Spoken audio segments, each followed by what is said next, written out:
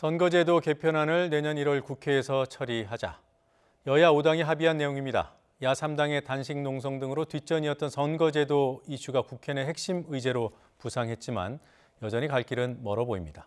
현재 논의되는 선거제도 개편 방향을 보면 지역구를 크게 줄이거나 국회의원 정수를 늘려야 하는 난제를 안고 있기 때문입니다. 지역구 축소와 의원 정수 확대, 달리 말하면 현역 의원 달래기와 국민 설득, 이 둘 사이에 끼어 있는 딜레마 상황입니다. 오늘 더 인터뷰, 국회 정치개혁특위 위원장을 맡고 계신 정의당 심상정 의원을 만나봅니다. 어서 오십시오. 네, 안녕하세요. 네, 어떻든 단식이 끝나서 다행인데요. 네. 천만 다행이죠. 이정미 대표 또 손학규 대표 건강 상태는 어떻습니까? 오늘 다 복귀를 하셨어요. 네. 벌써. 그래서 제가 어제 그 기사를 보고 두 분한테 전화를 드렸더니 뭐 끄떡없다고. 그래요? 선거제도 개혁 관철될 때까지 예. 계속 단식은 풀었지만 싸울 거라고 그렇게 말씀하셨어요. 네. 그 5당 합의가 지난 15일에 나왔고요. 네. 그 합의할 때 한국당이 이제 포함됐으니까 합의가 됐겠죠. 네, 그럼 네. 여전히 핵심은 한국당 아니겠습니까? 한국당이 지금 좀 뭐 당내 사정이 좀 복잡하잖아요. 예. 나경원 대표가 원내대표 되고 나서 어쨌든 의총이라도 해서 당내 의견을 수렴을 해야 된다 이렇게 예. 말씀을 하셨는데 사실 뭐 의총열 지금 상황이 아니다 보니까 원내 차원에서 결단으로 지난번에 사인을 했어요. 네. 그래서 뭐 저는 나 대표의 그런 결단에 대해서 아주 수고하셨다는 말씀 드리고 싶고 네. 그러나 이제 대표 간의 그 합의라고 하는 것은 또 그만큼 책임성이 따르고 무게가 있는 것이기 때문에 예. 이제 각자 당 내에 이 합의에 대한 내용을 좀 더 구체적으로 네. 만드는 그런 작업들이 뒤따라야 되겠죠. 여하튼 정개특위에서 합의한 내용이 있으면 각 당이 따르기로 합의를 한 거죠. 네, 네. 그렇지만 뭐 아시다시피 정개특위도 18명 중에 14명이 더불어민주당과 자유한국당 소속이거든요.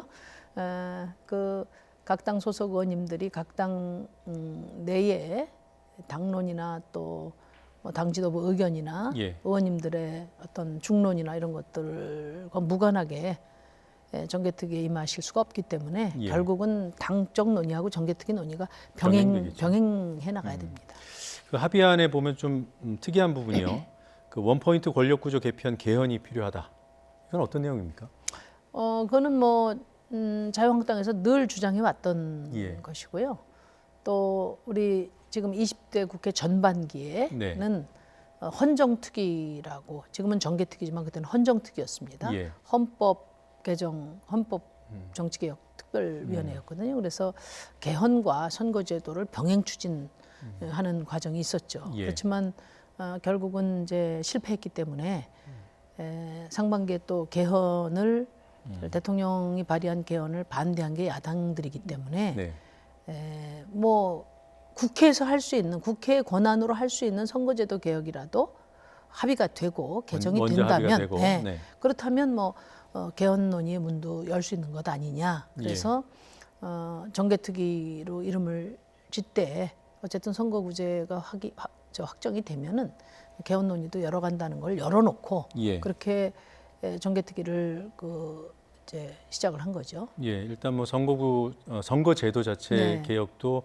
쉽지 않은 여정일 텐데요. 네. 그러니까 1월 국회 처리 그리고 또 올해 안에 정개특위안을 만드시겠다 그랬어요. 이게 그러니까 시간적으로 이제 뭐 저희는 사실은 이제 1월까지 정개특위안을 만들어서 2월 임시국회 때 그 확정 처리를 하자. 왜냐하면 사실은 4월까지 선거구가 다 확정이 돼야 됩니다. 그렇죠. 중앙선관위 네. 차원에서.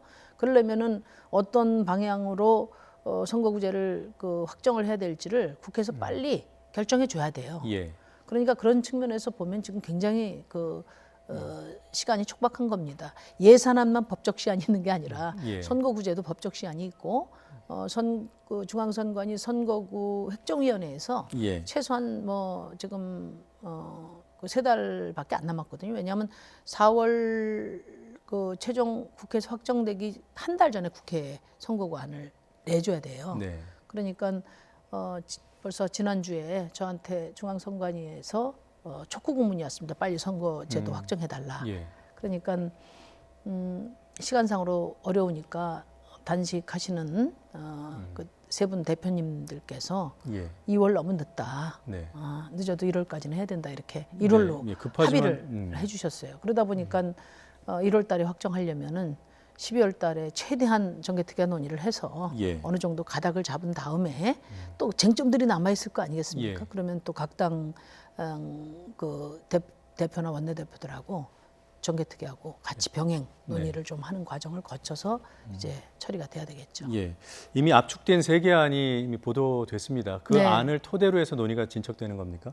일단 뭐 토론안이 제시가 됐는데 그거는 네. 이제 쟁점들이 어떻게 상호 연관이 돼 있는지를 보여주는 사례로서 제시가 된 거고요. 예, 그 안을 먼저 하나하나 좀 보고 진행을 네. 하겠습니다. 먼저 그 뭐 명칭을 A안 이렇게 B안, C안 이렇게 명칭을 한 건 아니죠? 네네. 네, 일단 편의상 A안부터 보죠. 정수는 300석을 유지하고 소선구제 현행대로 유지하되 석패율제를 도입하기로. 네. 그리고 지역구와 비례 의석 비율은 2대1, 200석 대 100석. 그러면 지역구가 현재보다 53석이 줄어요. 네네 그렇습니다. 예. 그리고 그러니까 1A안은 네. 2015년에 중앙선거관리위원회에서 내놓은 안 그대로. 그대로다 이렇게 보시면 네, 됩니다. 이 안을 중심으로 토론을 해보자 하나가 제시가 됐고요. 비례 의석은 권역별로 연동형을 네. 적용하자. 그리고 B안은 역시 의원 정수는 유지하되 도농복합 선거구제. 이거 그러니까 대도시 100만 이상 도시에만 중대선거구제를 도입하자 이거죠. 네네. 그 이제 그리고, 자유한국당 일부에서 제기된 안입니다. 네. 그리고 지역구는 A안보다는 좀 덜 주네요. 225석 그리고 비례 75석. 네. 그리고 비례 의석 배분 방식도 조금 더 논의를 하자. 그러니까 이제 그 중대선거구제로 할 경우에는 예. 중대선거구제에서도 비례성이 어느 정도 보완이 되니까 네. 순수 비례대표 의석은 조금 줄여도 된다. 네. 그런 의미가 포함되어 예, 있습니다. 한국당 일부 의원들이 선호하는 방안이라고 말씀해 주셨고 C안을 보죠.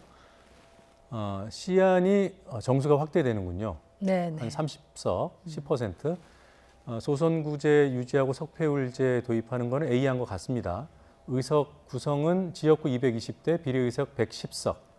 역시 권역별 연동형. 뭐 의원 정수만 늘어나지 A안하고 구조적으로 똑같네요. 그러니까 이제 지금 선거제도를 개혁해야 되는 대의 명분이 네, 비례성 강화거든요. 네, 네. 그러니까 국민들이 찍는 표 중에 1등 말고 2, 3, 4등을 찍은 표, 그러니까 네. 매 선거마다 한 평균 52%가 사표로 사표되죠. 돼버리니까 이 사표를 보완하기 위해서 정당 투표 한 표를 더 주고 네. 여기서 이제 내가 원하는 이 표의 의미를 살려서 비례대표들을 당선시키는 거거든요. 네. 근데 지금 이제 300석 중에 254석 그러니까 84%를 지역구에서 선출하고 네. 비례는 16%밖에 안 되니까 사표를 보완하는 네. 비례성이 매우 떨어지는 겁니다. 네. 그런 점에서 이제 비례 의석을 확대해야 되는데 네. 비례 의석을 확대하려면 지역구를 줄이든가 아니면 의원 정수를 확대할 수밖에 없는데 네. 말로는 뭐 다 국민 눈치 보면서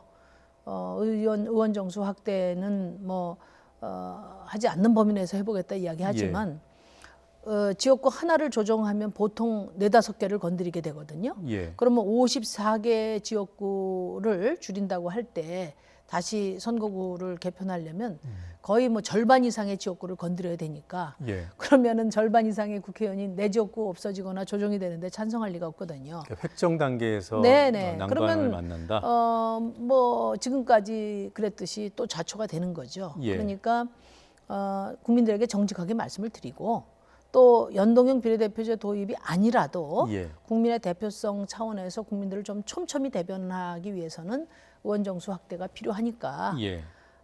국민들께서 걱정하고 우려하는 부분에 대해서 니들 뭐 했냐? 근데 숫자만 늘리려고 하냐? 예. 이런 국민과 동떨어진 국회가 정말 국민의 신뢰를 받을 수 있는 그런 과감한 그런 개혁 방안을 내고 실제 그것을 이행한다는 전제 위에 국민들께 동의를 구해라. 그것이 이제 저의 입장입니다. 그러니까 고양이 목에 방울 다는 격인 것 같아요. 의원 제가 정수. 네. 뭐 이제 의원 정수 확대하면 안 된다는 이제 국민들의 이제 질타를 받아가면서 예. 왜 굳이 그러십니까? 왜냐하면 그 정직해야 된다고 보거든요. 지금 300명 안에서 예. 지역구 의석을 줄여서 하자고 하면 지금 지역구 의석을 많이 갖고 있는 더불어민주당과 자유한국당에서 자체 결의라도 해야 되는데 개별적으로 만나보면 뭐 그거 되겠어? 다 이렇게 이야기하고 있단 말이에요. 예. 국민 눈치 보면서 다른 편법을 이렇게 모색하고 그러다가 결국은 국민들 불신을 방패막이 삼아서 예. 지금 지금 선거제도의 어떤 특권과 기득권을 그대로 유지해 가려고 하는 이런 그 뭐 의도도 저는 많다고 봅니다. 그럼 이렇게 해석해도 됩니까? 욕은 내가 먹을 테니 제대로 논의 좀 하자. 이런 차원에서 의원 정수 확대를 일부러 이렇게 강조하시나? 왜냐하면 국민 여론이 워낙 냉랭해서. 아니 그러니까 국민들께서 그 냉랭한 것은 너무나 지당하다고 봅니다. 예. 왜냐하면 국회에 대한 국민 신뢰도가 1.8%밖에 안 되거든요. 네. 근데 최하더군요. 네, 그것은 국민들이 절박한 문제들에 대해서 국회도 절박해야 되는데 그렇지 않고 국민이 중요하게 생각하는 문제에 대해서 국회도 중요하게 생각하는 그런 네. 국회를 원하는 거란 말이에요.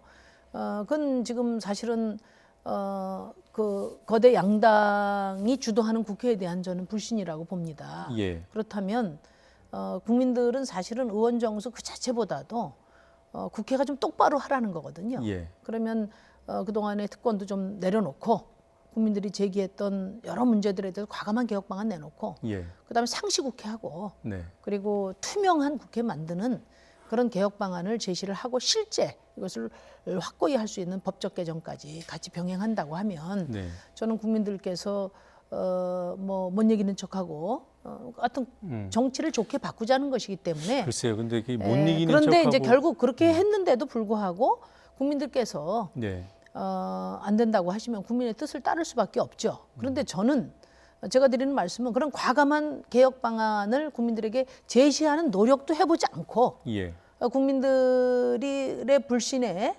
다가가고자 하는 그런 어떤 노력도 해보지 않고 네. 국민들이 반대하니까 안 된다. 이건 그 어떻습니까? 얘기는 개혁을 하지 않겠다는 뜻으로밖에 받아들여지지 않는다는 겁니다. 거대 양당이 공식적으로 그 의석수, 지역구 의석수 줄어드는 것에서 어떤 입장을 밝히는지는 뭐 아는 바가 없습니다만 네.